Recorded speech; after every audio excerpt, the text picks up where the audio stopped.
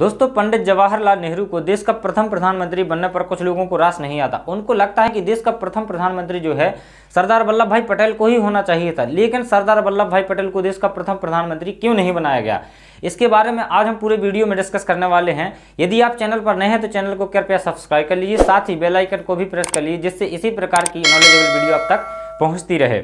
नमस्कार दोस्तों, पंडित जवाहरलाल नेहरू जिन्हें आधुनिक भारत का निर्माता कहा जाता है, परंतु कुछ लोगों का मानना है कि उनकी ऐतिहासिक भूल के कारण आज भी देश 70 सालों से बहुत सी समस्याओं से जूझ रहा है। हालांकि जो जम्मू कश्मीर की समस्या है वो मोदी सरकार के द्वारा सुलझ गई है, परंतु चीन की समस्याएं हैं और कुछ ऐसी समस्याएं हैं जो आज भी भारत झेल रहा है। दोस्तों, पंडित जवाहरलाल नेहरू स्वतंत्रता सेनानी भी रहे हैं और देश की आज़ादी के पहले के और देश की आज़ादी के बाद के बहुत ही अहम नेता रहे हैं। इन्होंने अपने जीवन काल के लगभग 30 साल से ज़्यादा का समय राजनीति में दिया है और इनकी कई उपलब्धियों के कारण इन्हें आधुनिक भारत का निर्माता कहा जाता है। दोस्तों, पंडित जवाहरलाल नेहरू का जन्म 14 नवंबर 1889 को उत्तर प्रदेश के इलाहाबाद में हुआ था।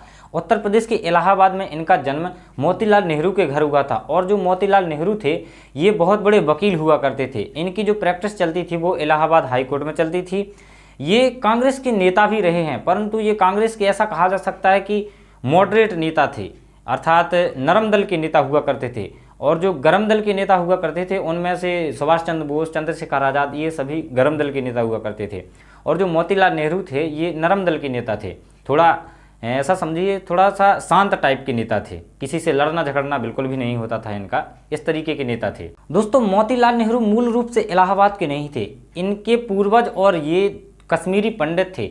कश्मीर से आकर ये उत्तर प्रदेश वाले इलाके में बस गए थे और उत्तर प्रदेश के इलाके में इनका जो निवास था एक नहर के किनारे था और नहर के किनारे इनका निवास होने के कारण जो आसपास के लोग थे इनके परिवार को नेहरू नेहरू के रूप में संबोधित करने लगे, जिस कारण से इनके परिवार को नेहरू परिवार बोला जाने लगा और इनके जो नाम के साथ है वो नेहरू चलने लगा और सभी लोग इन्हें नेहरू पुकारने लगे। इस तरीके से जो है नेहरू के रूप में ये उभर कर आए। दोस्तों, पंडित जवाहरलाल नेहरू जो है एक अमीर खानदान में पैदा हो गए थे, जिस कारण से इनकी जो स्कूली शिक्षा है वो लगभग बहुत सारी घर पर हो गई थी। इनको एक अंग्रेज अधिकारी घर पर पढ़ाने के लिए आया करता था और घर पर इनकी शिक्षा होने के बाद इनको हैरो स्कूल भेज दिया गया, जो कि लंदन का बहुत ही फेमस स्कूल है। जवाहरलाल नेहरू ने 1910 में ट्रिनिटी कॉलेज कैम्ब्रिज से अपना ग्रेजुएशन पूरा किया और ग्रेजुएशन पूरा होने के बाद उन्होंने इनर टेम्पल लंदन से ही वकालत की पढ़ाई शुरू कर दी और वकालत की पढ़ाई भी वहीं पर पूरी की। वकालत की पढ़ाई पूरी होने के बाद 1912 में इन्हें बार की ओर से स्वीकृत कर दिया जाता है और इस प्रकार ये वकीली के लिए तैयार हो जाते हैं। दोस्तों, पंडित जवाहरलाल नेहरू वकील बन जाने के बाद इंडिया लौटते हैं और इंडिया आने के बाद इलाहाबाद हाई कोर्ट में ये भी अपनी प्रैक्टिस जो है शुरू कर देते हैं, परंतु अपने पिताजी की तरह ये इतने ज़्यादा आगे नहीं थे और ना ज़्यादा इतने एक्टिव थे। इनका मन जो है वकालत में बहुत ही कम लगता था। ये ज़्यादातर देश के बारे में सोचा करते थे और देश की आज़ादी के बारे में सोचा करते थे। इनका ज़्यादा रुझान जो था वो देश को लेकर था, देश की जनता को लेकर था कि आखिर देश की जनता को किस तरीके से आज़ाद करवाया जाए और यहाँ पर जो अत्याचार हो रहे हैं उनके बारे में इनका ज़्यादा ख्याल रहता था कि कैसे इसे बंद किया जाए, कैसे हम जो है अपना ही जो है यहाँ पर शासन चलाएं, कि कैसे यहाँ पर देश को आज़ाद करवाया जाए। इन सभी के बारे में इनकी ज़्यादा जो है रुचि रहती थी, रुझान रहता था, इसी सब के बारे में वो सोचते रहते थे। दोस्तों, जब पंडित जवाहरलाल नेहरू लंदन में रहा करते थे तो अपने पिताजी को चिट्ठियां लिखा करते थे कि आप जो है नरम दल वाली राजनीति छोड़ दीजिए और आप लाल बाल पाल वाली राजनीति को अपनाइए और उनके साथ जुड़िए, इससे जो है नतीजे बहुत जल्दी निकलेंगे। दोस्तों, वकील की प्रैक्टिस में इनका ज़्यादा मन नहीं लगता था, जिस कारण से इन्होंने वकीली की प्रैक्टिस को पूरी तरीके से छोड़ दिया और ये फुल टाइम राजनीति में आ गए। इसके बाद क्या हुआ, 1912 में जब कांग्रेस का 28वां अधिवेशन हुआ जो कि बांकीपुर में हुआ था, जिसमें RN माधुरकर अध्यक्ष थे, उन्होंने इस सेशन को अटेंड किया और इसके बाद वे लगातार कांग्रेस की गतिविधियों से जुड़े रहे और राजनीति में फुल टाइम के लिए आ गए। दोस्तों, 1916 में पंडित जवाहरलाल नेहरू की कमला देवी से शादी हो जाती है। इसके बाद 1917 में इनकी बेटी इंदिरा प्रियदर्शनी का जन्म होता है, जो आगे जाकर भारत की प्रधानमंत्री बनी और इंदिरा गांधी के नाम से मशहूर हुई। दोस्तों, पंडित जवाहरलाल नेहरू अपने पिताजी और गोपाल कृष्ण गोखले की राजनीति का विरोध किया करते थे। उनका कहना था कि नरम राजनीति के रवैये से कुछ होने वाला है नहीं, इससे देश को आज़ादी बिल्कुल भी नहीं मिलेगी। दोस्तों, पंडित जवाहरलाल नेहरू ने 1910 में होम रूल लीग से अपने राजनीतिक करियर की शुरुआत की, क्योंकि होम रूल लीग में उस समय नरम दल के नेता ज्यादा हुआ करते थे। दोस्तों इसके बाद 1916 में बाल गंगाधर तिलक और एनी बेसेंट के द्वारा होम रूल लीग की स्थापना करी जाती है। इनकी डिमांड थी कि भारत को डोमिनियन स्टेट का दर्जा मिले, परंतु उस वक्त कांग्रेस की ऐसी डिमांड नहीं थी। दोस्तों ये एनी बेसेंट से काफी प्रभावित थे और उनसे काफी इंस्पायर्ड भी थे। एनी बेसेंट ने जो होम रूल लीग का आयोजन किया था उसमें ये ज्वाइन हुए और ये सेक्रेटरी भी बन गए, परंतु 1916 में ही जो है एनी बेसेंट को अरेस्ट कर लिया जाता है। इसके बाद जो है होम रूल लीग ढीला पड़ गया और शांत पड़ गया। इसके बाद कोई एक्टिविटी इसकी रही नहीं। दोस्तों इसके बाद पंडित जवाहरलाल नेहरू ने कांग्रेस की गतिविधियों में फिर से हिस्सा लेना शुरू कर दिया और ये पहली बार 1916 में महात्मा गांधी से मिलते हैं। महात्मा गांधी से मिलने के बाद लगातार ये आगे जाकर महात्मा गांधी के संपर्क में ही रहते हैं। दोस्तों इसके बाद 1920 में महात्मा गांधी ने नॉन कोऑपरेशन मूवमेंट जो शुरू किया था, इसके लिए उत्तर प्रदेश की बागडोर जो है महात्मा गांधी ने पंडित जवाहरलाल नेहरू को ही सौंपी थी। उस समय उत्तर प्रदेश को यूनाइटेड प्रोविंस ही कहा जाता था। दोस्तों इसके साथ ही 5 फरवरी 1922 को चौरी चौरा कांड की घटना होती है, जो कि उत्तर प्रदेश के गोरखपुर में कई पुलिस वालों की हत्या हो जाती है, जिस कारण से इस आंदोलन को स्थगित करना पड़ा। दोस्तों इसके बाद पंडित जवाहरलाल नेहरू के पिताजी यानी मोतीलाल नेहरू और CR दास 1 जनवरी 1923 को कांग्रेस से अलग एक स्वराज पार्टी बना लेते हैं और ये अपने पिताजी को ही सपोर्ट नहीं करते हैं। हालांकि ये गांधी जी की विचारधारा से काफी प्रभावित थे, जिस कारण से इन्होंने कांग्रेस में ही रहना उचित समझा और ये कांग्रेस में ही रहे। दोस्तों पंडित जवाहरलाल नेहरू धीरे धीरे कांग्रेस के बड़े ही खास नेता जनता के सामने उभर कर आए और धीरे धीरे ये 1923 में ही जनरल सेक्रेटरी बन गए। दोस्तों इसके बाद स्वराज पार्टी फिर से कांग्रेस में शामिल हो जाती है और मोतीलाल नेहरू को नेहरू रिपोर्ट तैयार करने की जिम्मेदारी दे दी जाती है। दोस्तों 1928 में मोतीलाल नेहरू ने नेहरू रिपोर्ट तैयार की और कांग्रेस की अध्यक्षता भी की। इसके साथ ही पंडित जवाहरलाल नेहरू कांग्रेस के सचिव भी रहे। दोस्तों रिपोर्ट आने के बाद पंडित जवाहरलाल नेहरू खुद इस रिपोर्ट से खुश नहीं थे, क्योंकि इस रिपोर्ट में जो है डोमिनियन स्टेट की मांग करी गई थी, जबकि वो पूर्ण स्वराज चाहते थे। पंडित जवाहरलाल नेहरू ने तो 1927 में ही कहा था कि हमें पूर्ण स्वराज की मांग करना चाहिए, परंतु 1928 में उनके पिताजी ने ही डोमिनियन स्टेट की मांग करी थी, जो आगे जाकर जिससे जो है पंडित जवाहरलाल नेहरू, सुभाष चंद्र बोस आदि कई जवान नेता ऐसे थे जो कि डोमिनियन स्टेट नहीं चाहते थे, वो पूर्ण स्वराज की मांग कर रहे थे। दोस्तों पंडित जवाहरलाल नेहरू महात्मा गांधी से लगभग 20 साल छोटे थे। ये 1916 में पहली बार महात्मा गांधी से मिले थे, परंतु इनकी जो विचारधारा है वो काफ़ी मिलती जुलती थी। इनके बारे में कहा जाता है कि ये जो है महात्मा गांधी के शिष्य थे। जो भी हो, जवाहरलाल नेहरू के पॉलिटिकल करियर में महात्मा गांधी का बहुत बड़ा योगदान है। ऐसा कहा जाता है कि महात्मा गांधी जो है कई बार नेहरू की तरफदारी भी किया करते थे। दोस्तों इसके बाद पंडित जवाहरलाल नेहरू 1929 में लाहौर अधिवेशन में कांग्रेस की अध्यक्षता करते हैं और पूर्ण स्वराज की रावी नदी के तट पर मांग कर देते हैं। दोस्तों इसके पहले भी पंडित जवाहरलाल नेहरू ने 1927 में कांग्रेस के अधिवेशन में कहा था कि हमें पूर्ण स्वराज ही चाहिए, परंतु उस समय कांग्रेस के जो अध्यक्ष हैं वो पंडित जवाहरलाल नहीं थे। इसके बाद धीरे धीरे 1929 में जब ये अध्यक्ष बने तो इन्होंने खुद ऐलान कर दिया कि हमें पूर्ण स्वराज ही चाहिए। 1929 के पहले तक पूर्ण स्वराज जो है पास न होने का एक कारण यह भी था कि 1929 तक जो है महात्मा गांधी खुद नहीं माने थे। दोस्तों इसके बाद पंडित जवाहरलाल नेहरू गांधी जी के विचारों का सम्मान करते हुए आगे बढ़े और राजनीति की। लाहौर अधिवेशन के बाद पंडित जवाहरलाल नेहरू एक राष्ट्रीय नेता के रूप में उभरकर जनता के सामने आते हैं। दोस्तों इसके बाद 31 दिसंबर 1930 को सभी नेताओं ने रावी नदी के तट पर झंडा फहराया और इस बात की प्रतिज्ञा ली कि जब तक हम भारत को आज़ाद नहीं करवा लेंगे, जब तक हम चैन से नहीं बैठेंगे। दोस्तों 26 जनवरी 1930 को कांग्रेस की एक बैठक होती है जिसमें स्वराज को पब्लिकली पास कर दिया जाता है। इसके बाद 26 जनवरी को ही आज़ादी दिवस के रूप में 1947 तक मनाया जाता रहा। दोस्तों पंडित जवाहरलाल नेहरू लगभग 9 साल तक जेल में रहे। भारत छोड़ो आंदोलन 1942 के समय जब इनको फिर से जेल हो जाती है और जब ये जेल से बाहर निकलते हैं तब तक देश में बहुत कुछ बदल जाता है। इनके निकलने से पहले ही भारत में अंग्रेज इस बात का फैसला ले लेते हैं कि भारत का जो है विभाजन किया जाएगा। दोस्तों इसी के चलते 1946 में ब्रिटेन में आम चुनाव संपन्न हो जाते हैं जिसमें लेबर पार्टी की जीत हो जाती है और लेबर पार्टी की तरफ से क्लीमेंट एटली जो है ब्रिटेन के नए प्रधानमंत्री बनते हैं। इनके प्रधानमंत्री बनने के बाद 15 मार्च 1946 को वहां की सरकार इस बात की घोषणा कर देती है कि जो स्वतंत्रता है वो भारतीयों की क्या है, अधिकार है। इसके बाद 24 मार्च 1946 को कैबिनेट मिशन भारत पहुंचता है और भारत पहुंचने के बाद यहाँ पर निर्णय लिया जाता है कि जो संविधान जब तक नहीं बन जाता तब तक एक अंतरिम सरकार बनाई जाएगी जो भारत को चलाएगी। फलस्वरूप 2 सितंबर 1946 को अंतरिम सरकार का गठन हो जाता है जिसमें पंडित जवाहरलाल नेहरू ही इस अंतरिम सरकार की अध्यक्षता करते हैं और इसी अंतरिम सरकार के तहत पंडित जवाहरलाल नेहरू जो है देश के प्रथम प्रधानमंत्री बने। दोस्तों पंडित जवाहरलाल नेहरू का प्रधानमंत्री पद के लिए चुना जाना सबसे बड़ा कारण यह था कि जब प्रधानमंत्री पद के लिए उम्मीदवार चुने जाते थे, केवल 2 चेहरे ऐसे थे जो प्रधानमंत्री पद के लिए उपयुक्त थे, जिसमें पहला नाम आता है सरदार वल्लभ भाई पटेल का और दूसरा नाम आता है नेहरू जी का।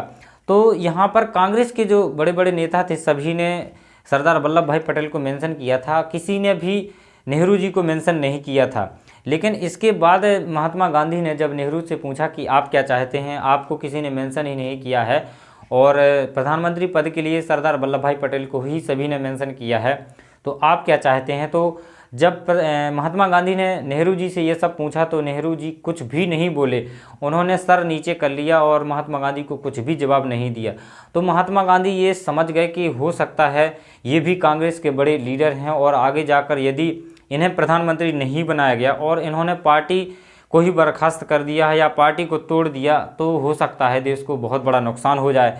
तो यही सब सोचकर गांधी जी ने सरदार वल्लभ भाई पटेल से रिक्वेस्ट किया और उन्होंने अपना नाम वापस लेने के लिए कहा। तो सरदार वल्लभ भाई पटेल ने भी गांधी की हर बात मान लेते थे गांधी जी की, तो सरदार वल्लभ भाई पटेल ने अपना नाम वापस ले लिया। अपना नाम वापस ले लिया तो केवल एक चेहरा बचा, वो पंडित जवाहरलाल नेहरू का। तो पंडित जवाहरलाल नेहरू स्वतः पहले प्रधानमंत्री बन जाते हैं। तो इस तरह से जो है सरदार वल्लभ भाई पटेल प्रधानमंत्री नहीं बन पाते हैं और पहले प्रधानमंत्री देश के जो हैं वो पंडित जवाहरलाल नेहरू बन जाते हैं। प्रधानमंत्री पद के बाद जो है सरदार वल्लभ भाई पटेल को उप प्रधानमंत्री बना दिया जाता है। दोस्तों अब बात आती है कि सरदार वल्लभ भाई पटेल को भी अगर देश का प्रथम प्रधानमंत्री बना दिया जाता तो लगभग वो कितने साल तक रहे थे, क्योंकि 1950 में शारीरिक स्वास्थ्य के कारण उनका देहांत हो जाता है, तो लगभग 2 या 3 साल तक वो प्रधानमंत्री पद संभाल पाते। इसके बाद अगर ये प्रधानमंत्री नहीं रहते तो कांग्रेस में केवल एक ही चेहरा था, तो इनके बाद तो लगभग सरदार वल्लभ भाई पटेल के बाद पंडित जवाहरलाल नेहरू को तो प्रधानमंत्री बनना ही था। दोस्तों कुछ लोगों का मानना है कि अगर देश के प्रथम प्रधानमंत्री पंडित जवाहरलाल नेहरू की जगह सरदार वल्लभ भाई पटेल होते तो देश की दिशा व दशा दोनों ही अलग होती। दोस्तों ऐसा नहीं है। मान लीजिए अगर सरदार वल्लभ भाई पटेल होते तो 1950 के बाद तो पंडित जवाहरलाल नेहरू को ही प्रधानमंत्री बनना था। दोस्तों अंग्रेजों की तरफ से माउंटबेटन ने पंडित जवाहरलाल नेहरू को एक राय रखी कि भारत में जो रियासतें हैं वो सब अलग अलग ही रहेंगी, सभी की अलग अलग ताकत होगी। तो इस प्रस्ताव को पंडित जवाहरलाल नेहरू ने साफ साफ मना कर दिया, क्योंकि अंग्रेज कभी नहीं चाहते थे कि जो रियासतें हैं ये लोग इकट्ठे हो जाएं या फिर संगठित हो जाएं, ऐसा अंग्रेज कभी चाहते ही नहीं थे। दोस्तों इसी के साथ पंडित जवाहरलाल नेहरू के सामने बहुत बड़ी चुनौती थी, क्योंकि इस समय देश में बहुत ही ज़्यादा मात्रा में दंगे हो रहे थे, जिस कारण से पंडित जवाहरलाल नेहरू ने पार्टीशन को क्या कर दिया, एक्सेप्ट कर लिया। दोस्तों कई लोगों का मानना है कि विभाजन नहीं होना चाहिए था, परंतु कहीं ना कहीं ये सही है। वहीं दूसरी तरफ इस विभाजन की कई लोग निंदा करते हैं। मान लीजिए अगर ये विभाजन नहीं होता और देश में उस समय बहुत ही ज़्यादा मात्रा में दंगे चल रहे थे, तो हो सकता था कि दंगे इतनी ज़्यादा मात्रा में बढ़ जाएं कि देश में गृह युद्ध जैसी समस्याएं पैदा हो जाएं। दोस्तों अब बात कर लेते हैं कश्मीर के मुद्दे पर। तो पंडित जवाहरलाल नेहरू ने 1947 में ना तो कश्मीर को पूर्ण रूप से भारत में रखा और ना ही पूर्ण रूप से भारत से अलग रखा। तो कुछ लोगों का मानना है कि अगर पंडित जवाहरलाल नेहरू ऐसा ना करते तो कश्मीर जो है भारत से चला जाता। कुछ लोगों का मानना है कि कश्मीर को इंस्ट्रूमेंट ऑफ एक्सेशन नहीं देना था, उसे पूर्ण रूप से भारत में ही मिलाना था, जो कि ये कश्मीर के बारे में पंडित जवाहरलाल नेहरू की बहुत बड़ी गलती थी। दोस्तों इसी समय शेख अब्दुल्ला कश्मीर के राजा हरी सिंह से अपनी लड़ाई लड़ रहे थे, जो आगे जाकर 1953 में पंडित जवाहरलाल नेहरू ने शेख अब्दुल्ला को अरेस्ट करवा के जेल भेज दिया गया। हालांकि जो शेख अब्दुल्ला थे उनसे पंडित जवाहरलाल नेहरू के संबंध काफ़ी अच्छे थे। दोस्तों कश्मीर के बारे में पंडित जवाहरलाल नेहरू की दूसरी गलती ये थी कि ये कश्मीर का मुद्दा यूएन ले गए थे।